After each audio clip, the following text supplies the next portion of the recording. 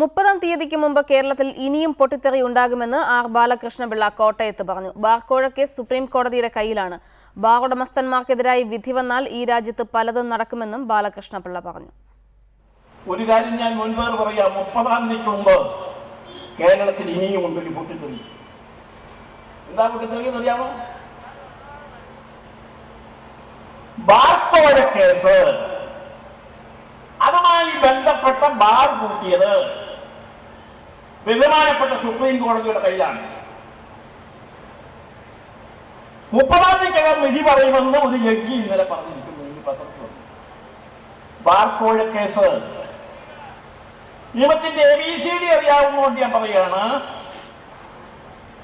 ഒരു കോടതിക്കും ഭരണഘടനയുടെ ഷെഡ്യൂളിൽപ്പെട്ടതും ഡയറക്റ്റീവ് പ്രിൻസിപ്പിളുമായ ഒരു കാര്യം ഒരു ഗവൺമെന്റ് നടപ്പിലാക്കുന്നത് തെറ്റാണ്, ഭരണഘടനാ വിരുദ്ധമാണെന്ന് പറയാൻ ബുദ്ധിമുട്ടുണ്ട് എന്ന് വിശ്വസിക്കുന്ന ആളാണ്. ഡയറക്റ്റീവ് പ്രിൻസിപ്പിളാണ്.